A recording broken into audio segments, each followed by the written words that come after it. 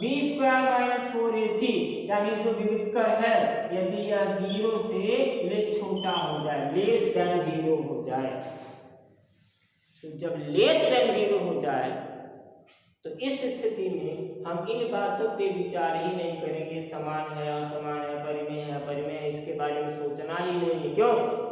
इसलिए क्योंकि जब बी स्क्वायर माइनस 4ac 0 से छोटा हो गया तो करणी के अंदर नेगेटिव नंबर आ जाएगा और किसी भी ऋणात्मक संख्या का वर्गमूल ज्ञात नहीं किया जा सकता है। तो हम एक बात कहेंगे, तब मूलों में एक ही लक्षण होगा कि क्या है, मूल काल्पनिक है। ठीक है, तो यदि विविधकर का मान 0 से छोटा हो तो मूल क्या होंगे, काल्पनिक होंगे, मूल काल्पनिक होंगे, इमेजिनरी होंगे। तो ये है आपका द्विघात समीकरण के मूलों के लक्षण। तो एक बार हम लोग फिर से सारी चीजों को रिवाइज कर लेते हैं। देखिए, द्विघात समीकरण के दो मूल होते हैं। ठीक है, किसी भी द्विघात समीकरण को जब हम लोग हल करेंगे तो जो चर है, चाहे वो x हो चाहे वो y हो, जो भी चर है उस चर का दो मान मिलेगा, दो संख्याएं मिलेंगी। अब ये जो दोनों संख्याएं होती हैं, इन दोनों संख्याओं में तीन प्रकार के लक्षण पाए जाते हैं। पहला क्या है कि दोनों मूल या तो वास्तविक होंगे या तो काल्पनिक होंगे। ऐसा नहीं होता है कि एक वास्तविक हो जाएगा एक काल्पनिक हो जाएगा। ठीक है, दोनों मूल या तो वास्तविक होंगे या काल्पनिक होंगे, समान होंगे या असमान होंगे, परिमेय होंगे या अपरिमेय होंगे। तो ये तीन प्रकार के लक्षण मूलों में पाए जाते हैं। अब ये लक्षण डिसाइड कहाँ से होता है, तो श्रीधराचार्य का ये जो फॉर्मूला है या ये जो द्विघाती सूत्र है, जिसे पूर्ण वर्ग बनाने की विधि द्वारा ज्ञात किया जा सकता है, इसमें ये करणी के अंदर का जो पद है बी स्क्वायर माइनस 4ac, ये जो टर्म है इसी से डिसाइड होता है कि मूलों की प्रकृति क्या होगी, मूलों का नेचर क्या होगा। तो इसीलिए इसका एक विशेष नाम है, इसको हम लोग कहते हैं द्विघात समीकरण का विविधकर या डिस्क्रिमिनेंट। तो इसको हम डी से लिखते हैं, डी बराबर बी स्क्वायर माइनस 4ac।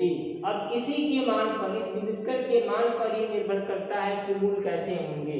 तो इसमें तीन तरह की परिस्थितियां आती हैं।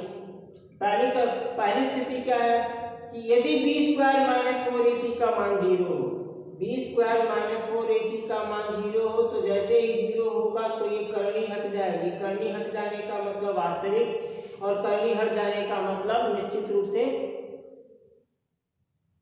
समान और परिमेय, ये तीन लक्षण आ जाएंगे। क्योंकि करणी हट गई तो क्या हो जाएगा, वास्तविक हो जाएगा। साथ ही साथ करणी हट गई तो परिमेय हो जाएगा। और इसको एक बार जोड़ना था एक बार घटाना था, तो जिसको जोड़ना है और घटाना है वो 0 हो गया, जिसको जोड़ना और घटाना है वो 0 हो गया, तो हमें दो मान नहीं मिलेंगे। क्योंकि दो मान मिलने का कारण होता है एक बार जोड़ना एक बार घटाना। तो जोड़ने के लिए घटाने के लिए कुछ ही नहीं है, तो कुल मिला के -b/2a यही हमें मान मिलेगा। तो x का केवल एक मान मिलता है, तो हम कहते हैं कि x का पहला मूल भी यही है, दूसरा मूल भी यही है। तो जब बी स्क्वायर माइनस 4ac बराबर 0 हो तो मूल वास्तविक होते हैं, समान होते हैं और परिमेय होते हैं। दूसरी स्थिति में आते हैं कि बी स्क्वायर माइनस 4ac का मान 0 से बड़ा हो और साथ ही साथ पूर्ण वर्ग हो। तो पूर्ण वर्ग होने से ये फायदा है, 0 से बड़ा है तो वास्तविक होगा, पूर्ण वर्ग है तो करणी हट जाएगी तो परिमेय हो जाएगा। लेकिन कोई ना कोई संख्या तो आएगी, तो एक बार उसको जोड़ेंगे एक बार उसको घटाएंगे तो दो मान मिलेगा, यानी कि मूल असमान होंगे। लेकिन अगर पूर्ण वर्ग नहीं है तो करणी रह जाएगी। जब करणी रह जाएगी तो अपरिमेय होगा, लेकिन चूंकि 0 से बड़ा है तो वास्तविक होगा, और एक बार जोड़ेंगे एक बार घटाएंगे तो अलग अलग आएगा, यानी असमान होगा। उसके बाद तीसरा लास्ट कंडीशन बचता है कि जब विविधकर का मान 0 से छोटा हो जाए, B square minus 4ac less than 0 हो जाए, तो ऐसी स्थिति में मूलों में सिर्फ एक लक्षण की हम बात करेंगे कि मूल क्या है, काल्पनिक है।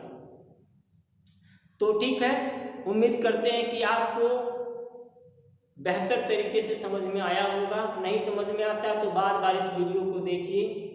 ठीक है, निश्चित रूप से आपको समझ में आएगा, और आपके बुक में जो भी एक्सरसाइज दिया गया उसको हल करिए, 100% आपको बिल्कुल समझ में आएगा। ऐसा कुछ भी ये टफ नहीं है। तो आइए एक एग्जाम्पल के माध्यम से इसको थोड़ा सा और क्लियर कर लेते हैं। एक उदाहरण मैं आपको बता देता हूँ, और एक उदाहरण पर्याप्त है इसको समझने के लिए।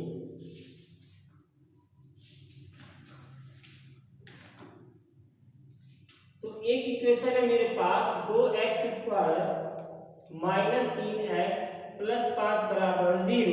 अब हमें ये देखना है कि ये जो द्विघात समीकरण है इसके मूल कैसे हैं। तो यहाँ पर सबसे पहले ये देख लेंगे कि a का मान 2 है, b का मान -3 है और c का मान 5 है। ठीक है, तो अब हम लोग सीधे निकालेंगे डिस्क्रिमिनेंट d बराबर b² माइनस 4ac।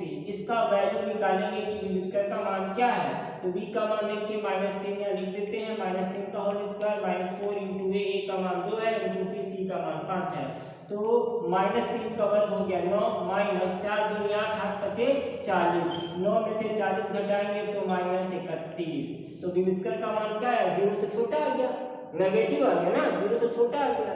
तो चूंकि d इज लेस देन 0, तो जब d का मान विभेदक का मान 0 से छोटा होगा तो जब हम लोग हल करेंगे तो श्रीधराचार्य के सूत्र में करनी के अंदर कितना आएगा, -31 आएगा। तो इसका हल हो ही नहीं सकता है, ऐसी कोई संख्या एग्जिस्ट नहीं करती है। तो मतलब क्या होगा कि इस द्विघात समीकरण के मूल काल्पनिक है। तो जब काल्पनिक है तो किसी भी काल्पनिक मूल को ज्ञात ही नहीं किया जा सकता है, तो आगे ज्ञात करने की आवश्यकता नहीं होगी, हम लोग ज्ञात ही नहीं करेंगे। आई बात समझ में। इसके बाद एक और क्वेश्चन हम लोग लेते हैं, देखिए यहाँ पे 3x² माइनस 4 करनी में 3x और प्लस 4 बराबर 0।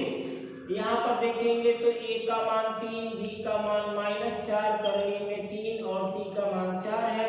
तो विभेदक का d बराबर लिखेंगे b² माइनस 4ac, b का मान -4 करनी में 3, तो -4 करनी में 3 का होल स्क्वायर माइनस 4 गुणे a का मान है 3 और c का मान है 4।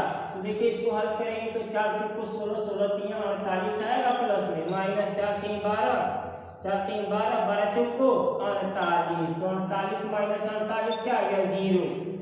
तो पहला कंडीशन आ गया ना ये कि विभेदक का मान 0 है। तो जब विभेदक का मान 0 होता है तो क्या होता है, मूल समान होते हैं, परिमेय होते हैं, वास्तविक होते हैं। 0 आ गया तो वास्तविक होगा, समान होगा और परिमेय होगा।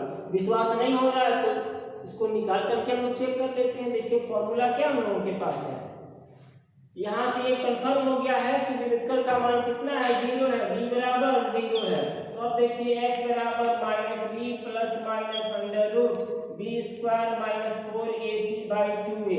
अब इसको हम लोग ज्ञात करते हैं और देखते हैं कि जो भविष्यवाणी की गई है वो सही है गलत है। तो माइनस फॉर्मूले का माइनस है, b का मान -4 करने में 3, तो प्लस 4 करने में 3 हो गया, प्लस माइनस करने के अंदर इसका मान अभी ज्ञात करते कि 0 आ रहा था, यहाँ पर 0 होगा, बटे 2 गुणे a का मान हो गया 3, तो 4 करने में 3 बटे 6 और 2 दूनी 4, 2 तिहाई 6 और इसको और सरल करेंगे तो 2 बटे करनी में आपका कितना हो जाएगा, 2 बटे ये 2 करनी में 3 और बटे में 3। तो x का जो है यहाँ पर देखिए x का जो मान आया, यहाँ पे जो x का मान आया हुआ है 2 करनी में 3 बटे 3। तो चूंकि यहाँ पे करनी हट गई तो न कुछ जोड़ना था न कुछ हटाना था, तो x का एक ही मान आएगा, यानी x के दोनों मूल क्या है, बराबर। ये पहला मूल भी है, ये दूसरा मूल भी है और ये क्या है, वास्तविक संख्या है। तो इस तरीके से हम लोग क्वेश्चन को हल कर सकते हैं।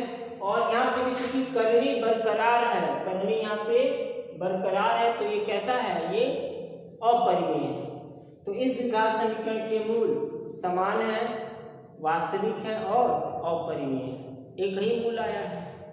तो इस तरह से आप जो आपके बुक में जो भी एक्सरसाइज दिया है उसको आप हल करिए, आपको बिल्कुल समझ में आएगा। फिर भी कोई दिक्कत होती है, नहीं समझ में आता है तो आप अपने अध्यापक से संपर्क करिए। तो आज के इस वीडियो में इतना ही, फिर हम लोग अगली वीडियो में मिलेंगे अगले टॉपिक के साथ।